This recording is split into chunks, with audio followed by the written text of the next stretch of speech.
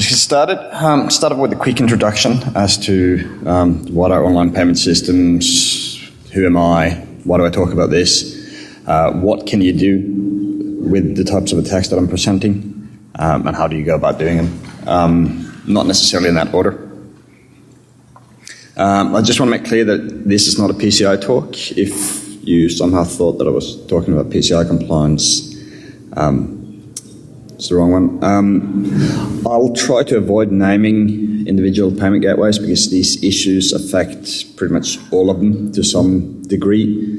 And if I were to sort of showcase payment gateway X and you think that I move to another one, I'll be safe. You probably aren't. So I don't want to sort of point any fingers. Oops, sorry.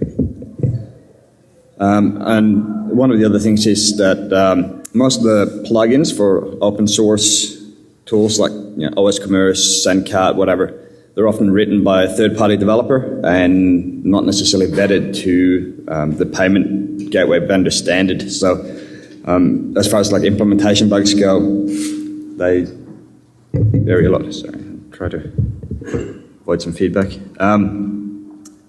Right, there's a bit of my credentials. Married, got 2 kids, work as a penetration tester, bit of a tech head geek. I write a blog, kind of pretend to write a blog. I don't think I've updated in like a year and a half.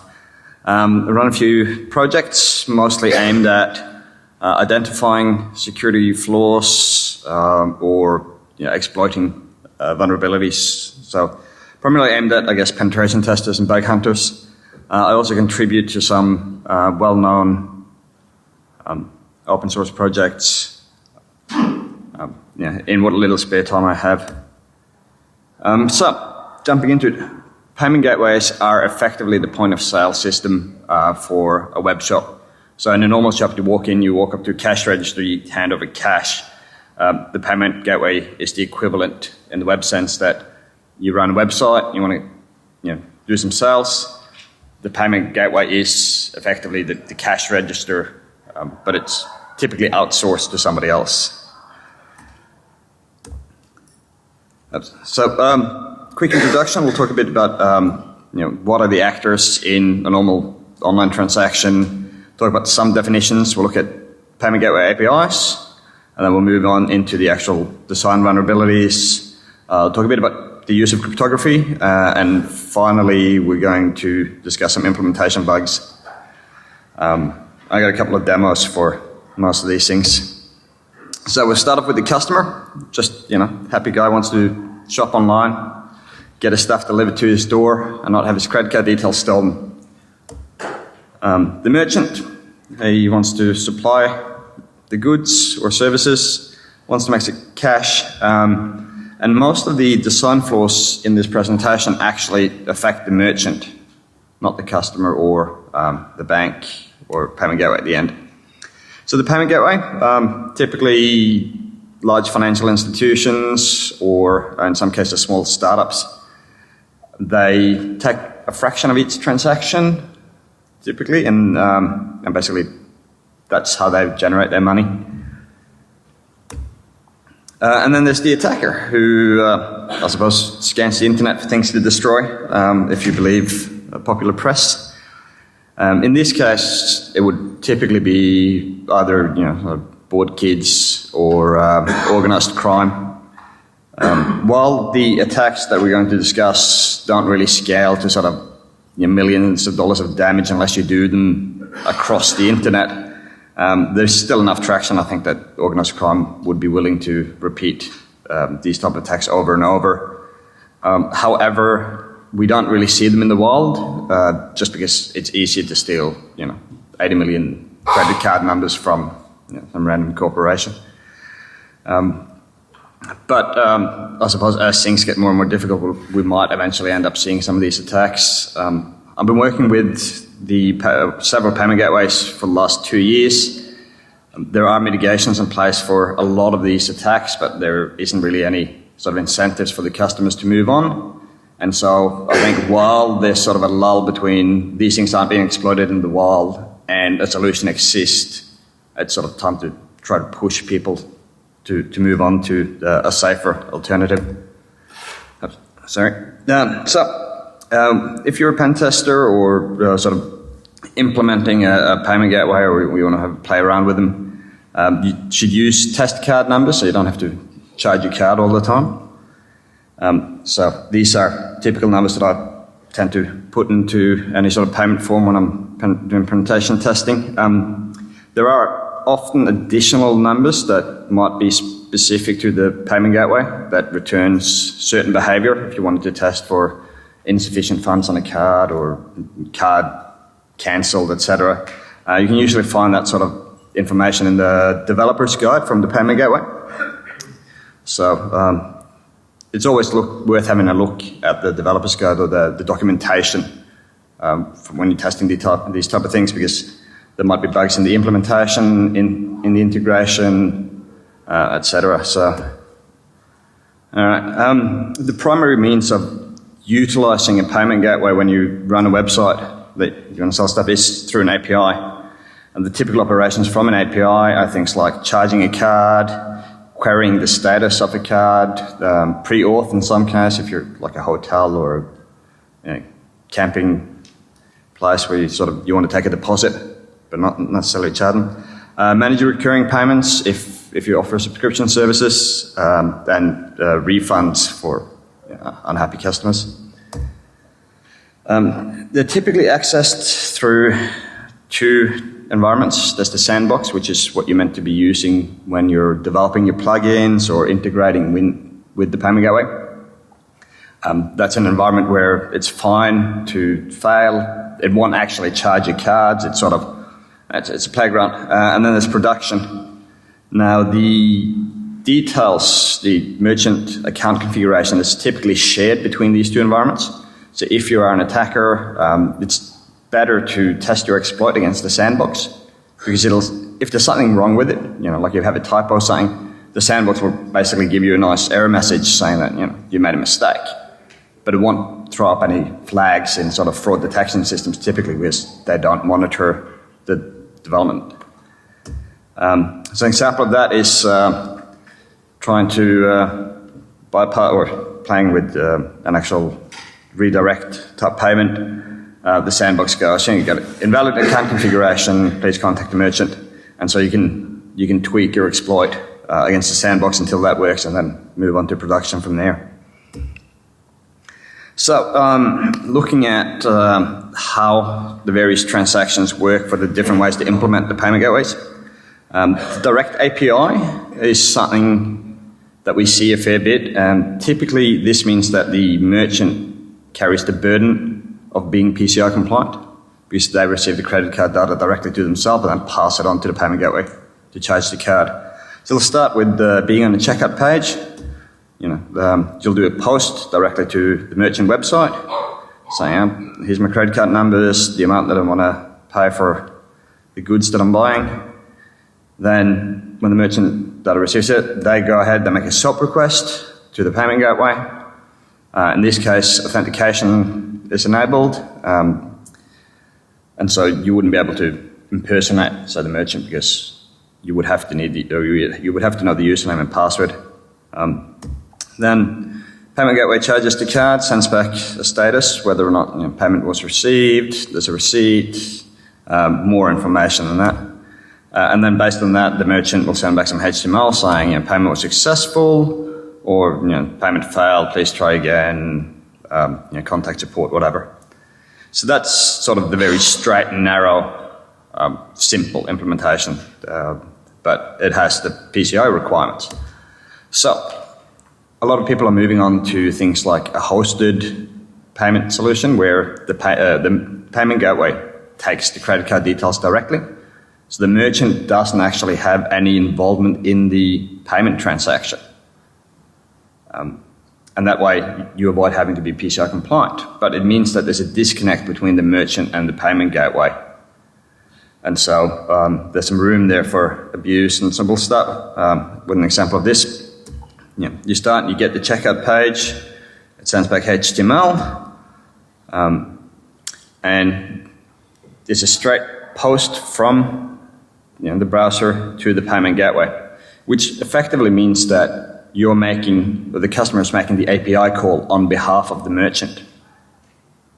It basically means that the API for the payment gateway for this merchant is kind of public. And so if you were able to work out certain details that are used to validate that this is a legitimate merchant account, you could mess around with these figures. So post goes directly to the payment gateway with your credit card details. Payment gateway sends back a redirect saying, yeah, I've charged you. Now please go back to the merchant gateway and provide the following details. So as you can see, there's a whole bunch of data here in the in the redirect saying, here's the payment amount, etc. Then browser says, yep, redirects to the merchant website. Merchant website receives the details, and then based on what the browser provides, determines whether or not payment has been received, gives you a receipt. Might initiate pick in place if you're one of those. Say if you're running OS Commercial, one of these popular solutions, they often have integration for pick in place or warehouse shipping. So they might not even validate that the funds clear and goes into an account. It'll get shipped straight away.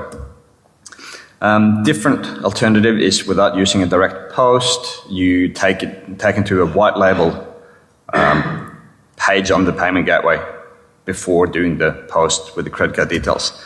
So same kind of stuff. You go to the checkout page. Checkout page, in this case, redirects you instead of giving you a HTML form. And as you can see in here, there's all the payment data in the redirect. You send that to the payment gateway. Payment gateway sends back a HTML form saying, all right, please give me your credit card details. You send the credit card details, and then the payment gateway charges the card, sends you back to the merchant website saying, okay, well, here's the details to provide the merchant, transaction ID, etc., which your browser sends to the merchant, and the merchant then decides whether or not, to issue a receipt, ship, etc. So same kind of deal. There's also an alternative which some people believe offers more security, which is essentially the same thing, but so you go to the checkout page, redirect back to the merchant gateway, and merchant gateway sends you a form.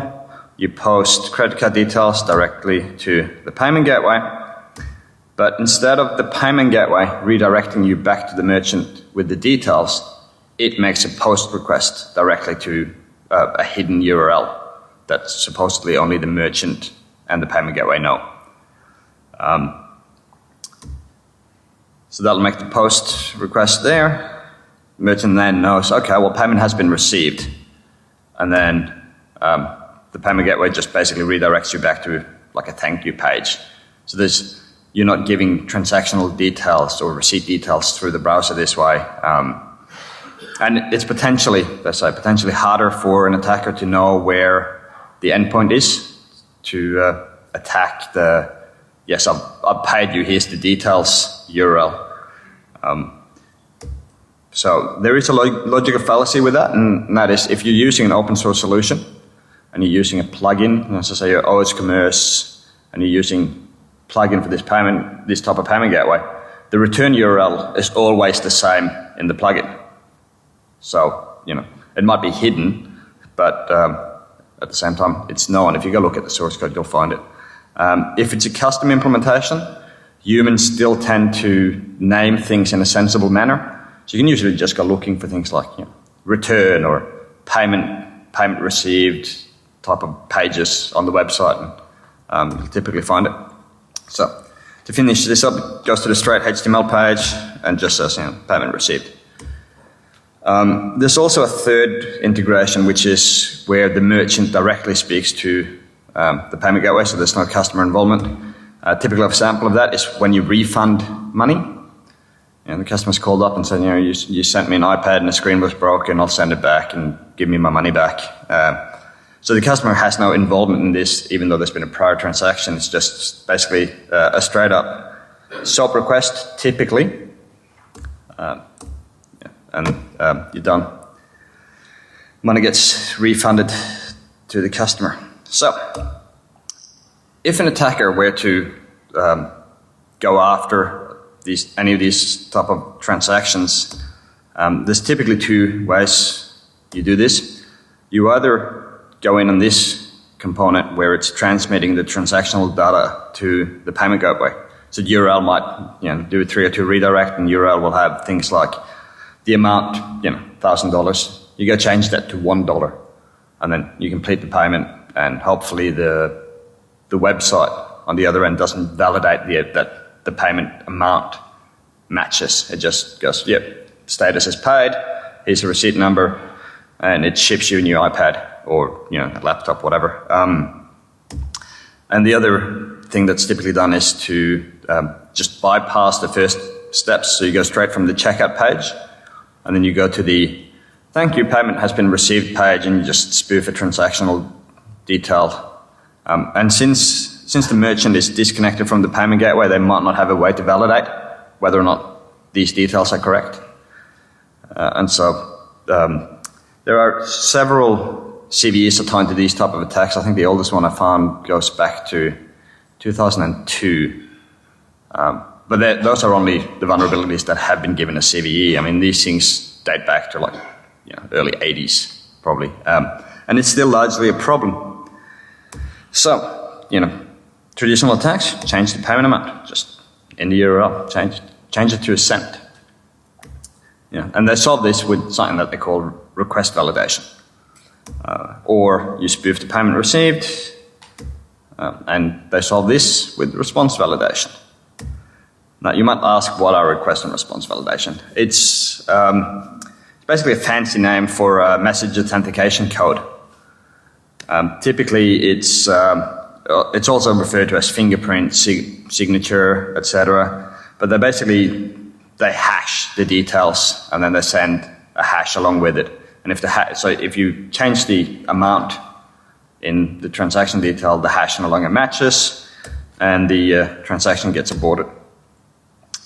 So examples of request validation, typically it only protects the vital components of the transaction. So the actual URL in a redirect is quite big and will often contain things like the customer information, transactional data, description of items bought, etc. And so they don't hash the whole thing, they just tag these are the things that we think are kind of important to validate whether or not the transaction is valid, and make sure that they don't change the amount or the currency. So some examples of this, straight up SHA-1. These things, the blue details are the account ID, so the merchant account reference. The red is a shared secret, which is meant to ensure that people can't just generate different hashes because they won't have all the messages, instead of an initialization vector. MD5, different order of things, and the other one has an MD5 of an MD5 plus the secret key. And as you can see, each implementation is slightly different, but they're also very similar. And so when you're dealing with payment gateways, each payment gateway has their own way of doing things. So from a sort of implementation perspective, they're slightly different, but from a design perspective, it's the same thing. It's like, yep, you're generating a hash, and the hash consists of values plus your secret secret. Response validation is the same thing, only protects the vital details. Typically, that's just the merchant ID, the transaction ID, and the amount. So examples of that, you can see they're almost the same as the initial amount, or the initial example, which was request validation. So request validation is applied by the merchant when it's sending the use of the customer to the payment gateway, and then the response validation is used by the payment gateway when you're sending the user back to the merchant. And so the shared secret is known to both the merchant and the payment gateway, so otherwise they couldn't possibly validate it. So when you're dealing with request or response validation, you have a couple of options. You can bypass the validation, you can abuse some of the cryptographic properties, or you can defeat validation, which eliminates the use of signatures altogether, really. So typical ways to bypass it is HTTP parameter pollution. So basically, you define the same parameter more than once. Hopefully, if it's vulnerable, the hash check, signature check will use the first parameter, and then the actual charging code will use the second parameter. A typical example of that is, a PHP page receives it and then sends it to a SOAP backend, where having two elements defined in XML will cause XML to use the latter. You can abuse unprotected parameters. So since they only protect the vital parameters of the transaction, say if you're buying a subscription service, you can just modify the expiry date. So you're still paying the full price, but instead of having the service expire after a month, it'll expire after a century or more, which basically means that you're getting a lot of stuff for free. There's also abuse of application logic. So examples of this is enabling pre-authentication or pre-auth for payment receipt. And some payment gateways have this where instead of having transaction details change in order to make the transaction change from a charge to just pre-auth of an amount, they have an additional parameter which isn't part of the signature. So you append this parameter, and instead of charging a card, it generates exactly the same details back to the merchant, but with the additional parameter of pre-auth 1. And so if the validation code doesn't check for the presence of pre-auth, all the other parameters are identical, and so it'll go, well, I've been paid $50, but instead it's just pre-authorized $50. So if you can't use any of those, you might be able to attack the crypto. So in the examples that we saw, they're using MD5, SHA-1. Now, they're typically vulnerable to length extension attacks. It's a lot easier on MD5 than it is on SHA-1. But I'm sure we'll see research to eventually defeat SHA-1 as well. If you don't know what a key length extension attack is, the short description is that the hashing algorithm works on a chunk, a set amount of bytes. And then if it doesn't have enough bytes, it'll pad. And if it has more bytes, it'll sort of compress the middle section a bit. And what you can do is, without knowing the key, which is K in this case, you can add padding and then append a different message, which is M2 in this case. And because of the way that the blockchaining works, you will actually discard the unknown data and sort of override it with your data. So you can have two different messages, or you can append padding and a different message to the non-details of the signature, transaction data, and actually have the hash collide. And then that way you could pass validation checks. Sadly, length extension attacks are pretty costly. I wouldn't, you have to do it on a per transactional basis. Finding MD5 collisions even is, with all the advancements in crypto, it's still a CPU intensive exercise. So there are a much better solution. We can just defeat the request validation. And the way you go about that is you look at how the fingerprint is made. So these are the details that the server-side script from the merchant website used to generate the request validation. So, vital details, there's the merchant account ID, there's the secret shared key, transaction type, reference ID, an amount, and a timestamp. And then the browser submits the following information to the payment gateway.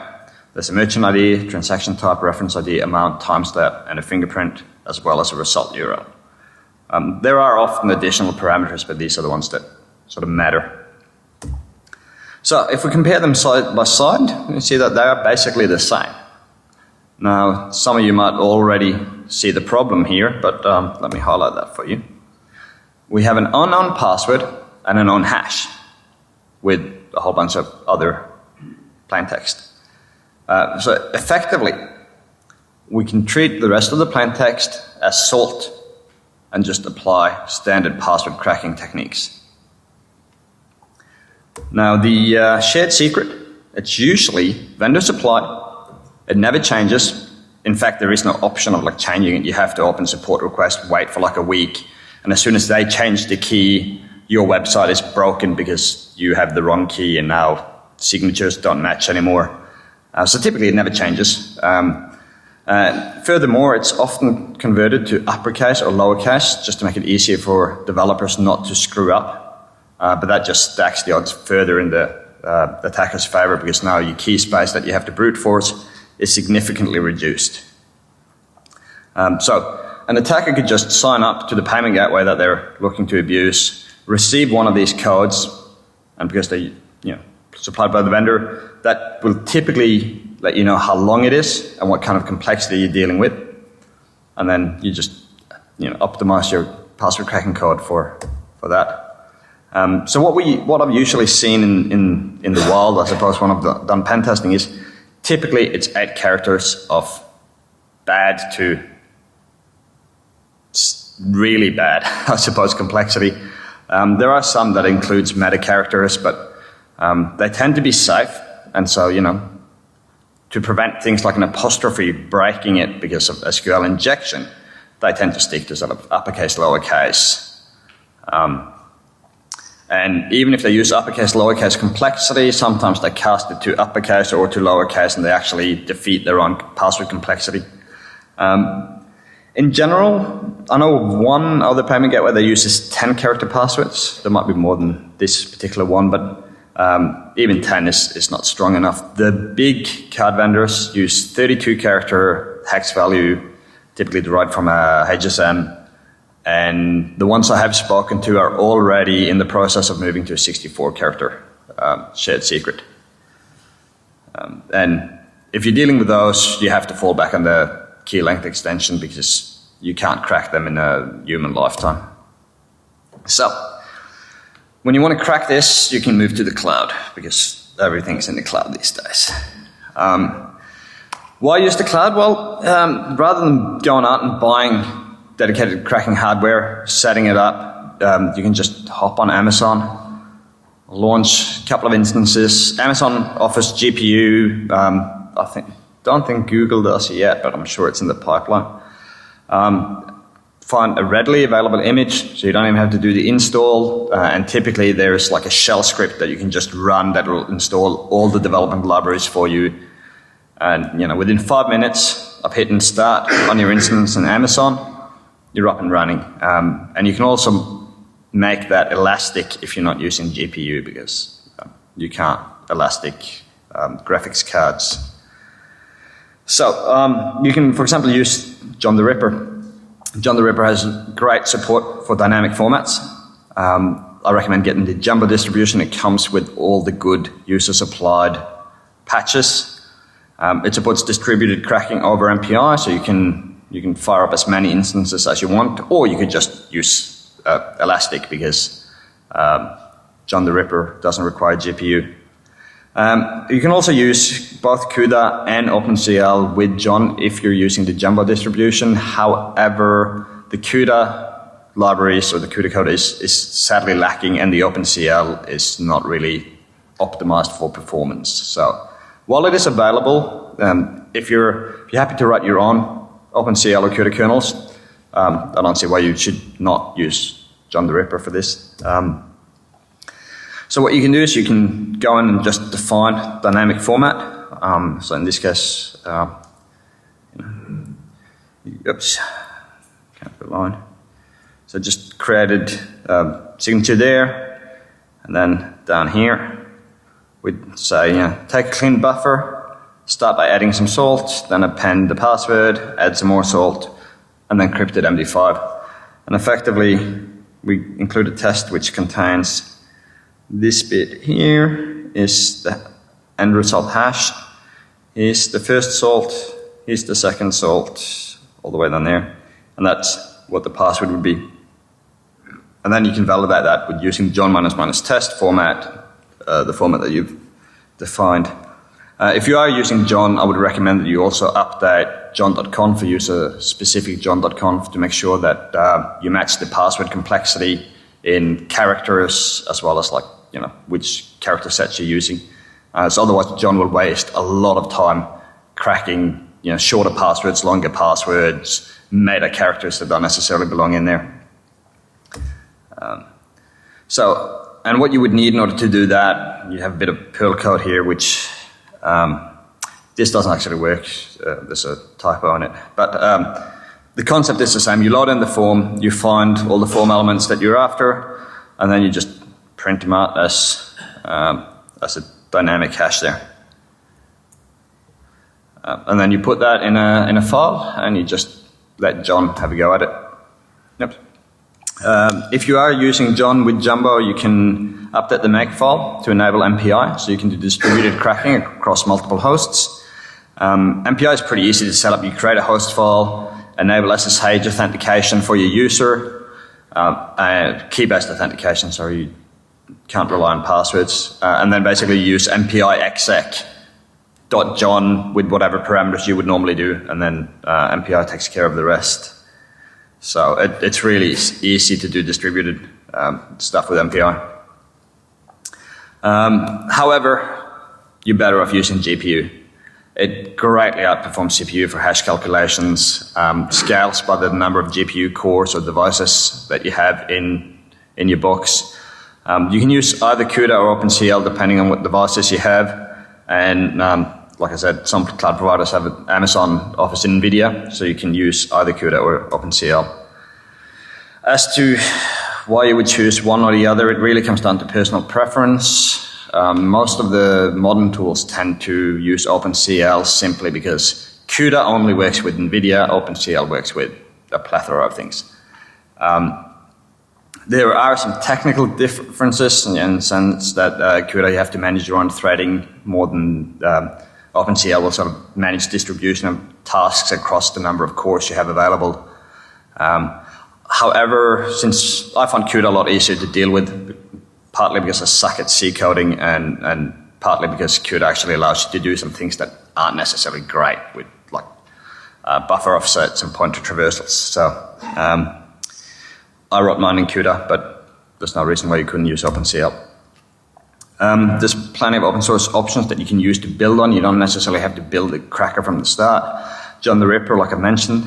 Crypto has Multiforcer, is another very comprehensive GPU-based cracker. Uses OpenCL and supports distributed cracking, but it doesn't use MPI. It has its own service-slave model. Wisecracker, had to play with it, uses OpenCL and does distributed cracking over MPI, but it's basically just a proof of concept. White Pixel, Diffuse GPU cracker, it's an CUDA-based one that supports multiple salts, so I based mine on that. OCL crack. Basically, have a look at it, see what compiles, or see what sort of coding style you're happy with, and then just build on it from there. There are other alternatives, but those are the ones that I went with. So, for the demo, we're going to demo a number of different things, and I think we'll start off with. Let's see how we're going to do this.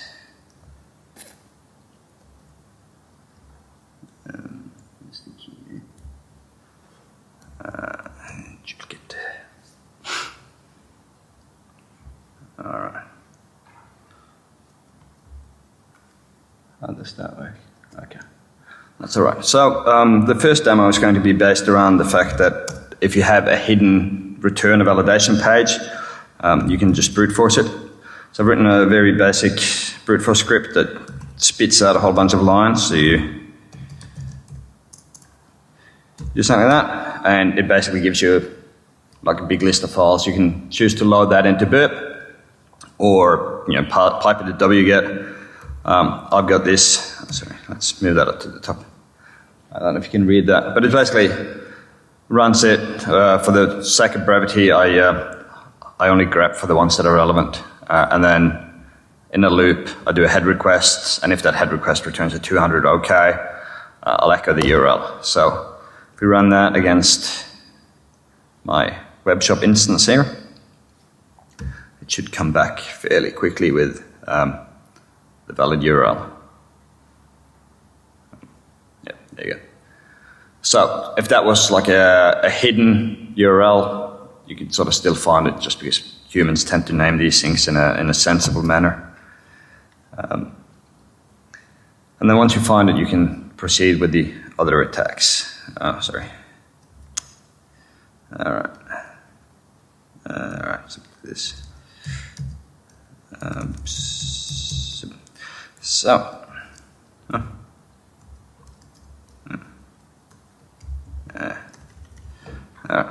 So we go to our web shop, and we start off. We want to buy a MacBook Air, a good price, I think. Yeah, just go with that. We'll go to the checkout page. We'll just sort of register as a new user.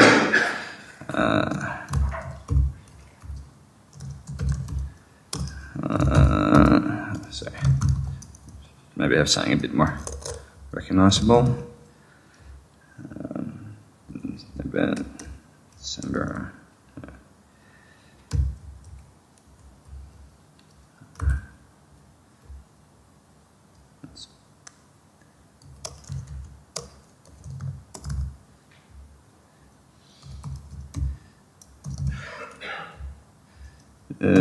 Some based in Melbourne, go with that. Scroll down a bit. Oops, sorry, okay, it doesn't like first name. That, okay.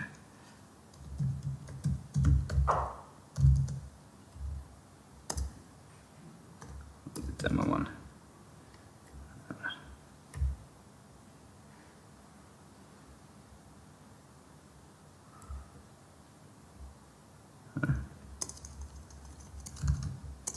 Really? Should have prayed to the demigods. Sorry?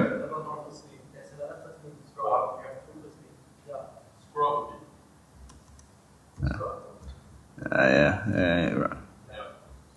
There we go. Yeah. Yeah, okay. There we go. Thank you for that. I agreed to terms of services, and then instead of actually making the payment, we'll get the DOM source, select all that, save that page, and call it order, and then we'll go back into our demo, and we'll do heads up, which gives us this dynamic hash, which we can use in John the Ripper. So if I go to my box in the cloud,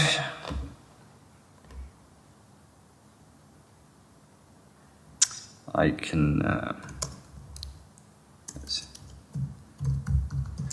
I've ran this before. The sad thing about, as you can see, this thing's been running for over 2 hours. John the Ripper is not particularly fast when you're using CPU. So rather than doing John the Ripper, we'll crack this in CUDA.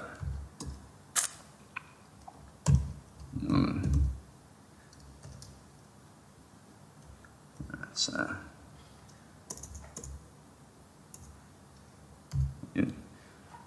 it's slightly different in this case, so just takes it as arguments, some lazy. So we'll say the first bit here is the hash that we're going to crack, and then we give it a salt in front of the password, and then a salt at behind the password, and we know that this is 6 characters. Now, I've chosen 6 just because I want the demo to go a bit faster. But basically, you adjust this based on what payment gateway you would be targeting, because they're all slightly different. So in this case, something isn't working. Oh no, there it is. So in this case, that's the password there. Once I know the password, I can go back into my demo. and then I can sign the request from order with the password. I'll generate a payment message, spoof a transaction ID, sign this, and then basically they give me this URL to visit. While we do this, see no new orders in my web shop. We go back to this one.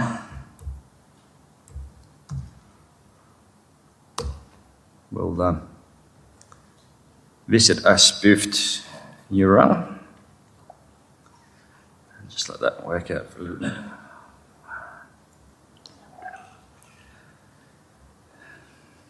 Alright, so order confirmed, order number 6. And then if we go in to my shop here, I'll see here I have a new order. So show all orders. Payment accepted, as you can see there, even though we didn't pay. We can also take advantage of unprotected parameters in this case. So, sorry, close the dumb selection. We'll go back to this one. So what we'll do is we'll make another order for the same amount. And then this time we'll register it as a different user.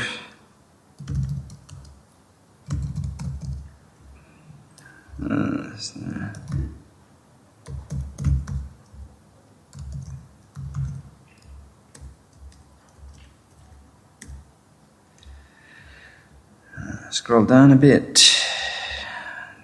Address.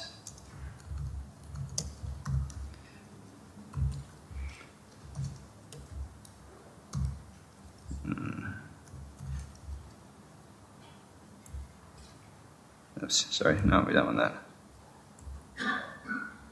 Okay.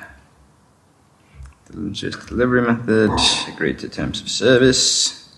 This time I'm not going to bother getting the DOM out because the shopping cart IDs are sequential, and since no one else is using it, I would normally extract the shopping cart ID because in this case the shopping cart ID is being ran in a we'll go back to this one.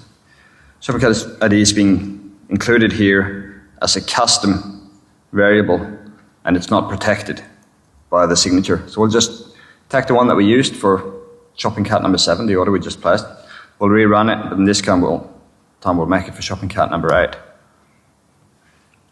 And then that will run for a little while there.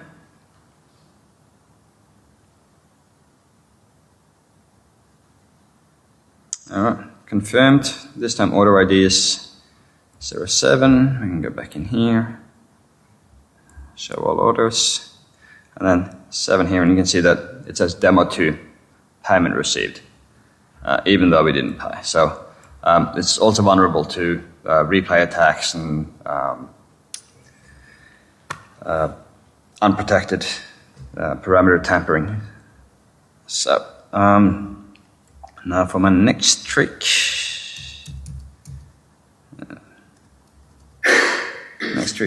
Well, we're going to be looking at a SQL injection. So if I go to this one,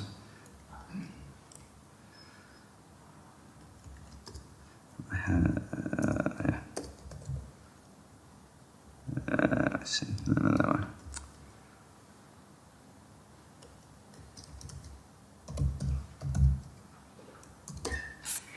No. So I have this,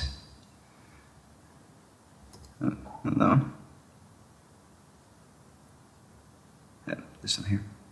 If I go and have a look at my VM here, see that it runs MySQL proxy, and I have there's an SQL injection in this one here. Let's see, have I got it here? Yeah.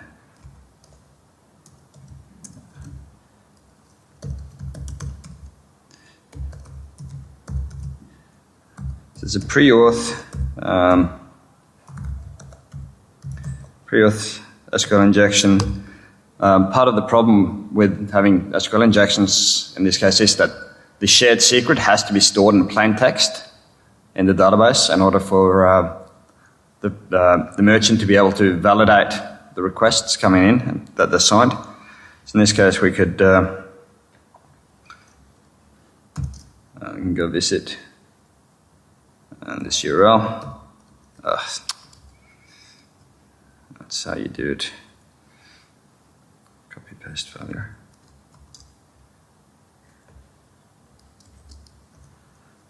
So if we do typical example, you can A equals B.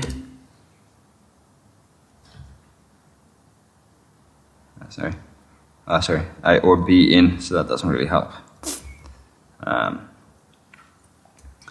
So it's a subselect. Better example, I guess, is if we break it like that, you can see it loads straight away. We can go here and see that MySQL proxy has picked up the SQL injection. We put, and also the page load for this is very fast. So once we take it back and the SQL statement is working, the benchmark makes it sleep. And so typical blind SQL injection, do that, extract the password, a couple of characters, and it's not going to take you that long.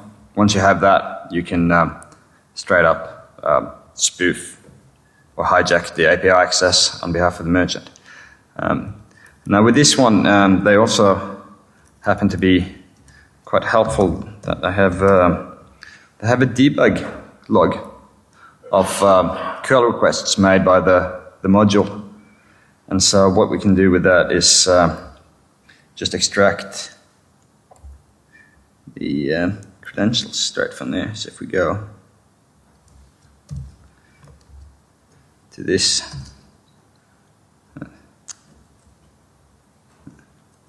oh nice.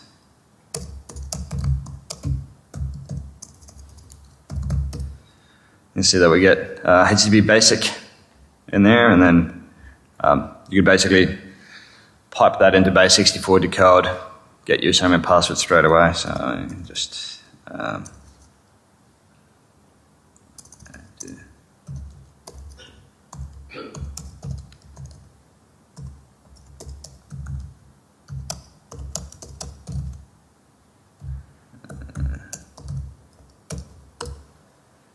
oops. Yeah, what do we got?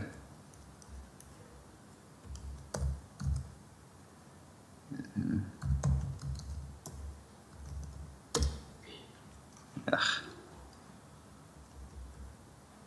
It should be.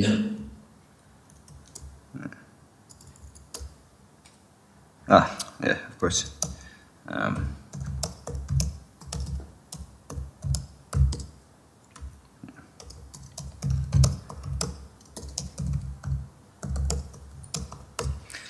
So you'll see there that's the username, so password is sub123, and then base64 complaints because it's got DOS line endings, but that's not a problem.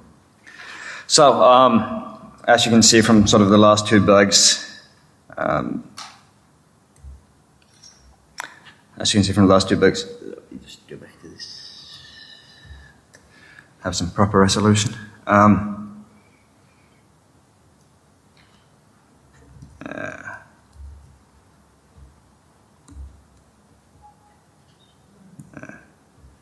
Sorry. Yeah. So once you have access to the API and you can sign requests, some of the other things you can do is issue your own refunds. So rather than spoofing payments, you can actually make a genuine payment. The payment will appear in the merchant's account. You'll get your goods, and then you'll just refund your own transaction. If you're feeling particularly evil, you can just loop through every possible transaction and refund all of them, which is a good way to get rid of your competition, I suppose. In conclusion, don't rely on the browser to drive traffic between the merchant website and the payment gateway.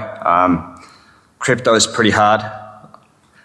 you can either use more than one unknown variable in request validation or use a long secret, or even better, use token-based redirection so that the browser never touches any of the transactional details. It's also recommended that you protect all the parameters used in the request. Use a HMAC so that you can't be attacked with key length extension attacks. However, even if they have weak request validation, it doesn't necessarily mean that they have an exploitable vulnerability. There are some mitigating factors around. Luckily, there will always be implementation bugs, which makes me happy and keeps me in job. If you do want to look for bugs in payment gateway implementation, the following places are a few good places to look. Vulnerable vendor code, arbitrary fault deletion, it's always handy. Bad SSL practices, this one is absolutely everywhere. There was like a bug in PHP that it wouldn't work with certain versions or certain patch levels of Windows. So basically, every PHP developer ever, to avoid breakage, turns off SSL verification by default. And even if you do enable it, in all the versions of PHP, having it enabled, it didn't actually do correct validation, so you can still man in the middle of them. And if it's more recent, but not the very latest, pretty much every language has had bugs. Sort of at the end, mid last year, there was a whole bunch of them.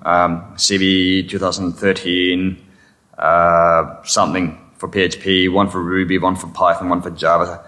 Basically, if the certificate common name had a null byte in it, it would terminate and just validate half the certificate name, or common name. So you can always man in the middle of these things if you happen to have access on the data center side.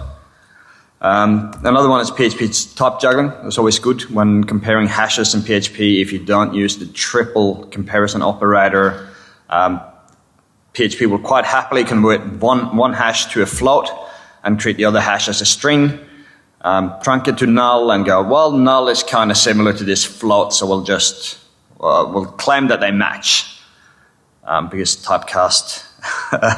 So, again, this thing isn't like every PHP plugin I've ever seen for payment gateways. They use the double comparison. So lots of bugs to be had. Any questions?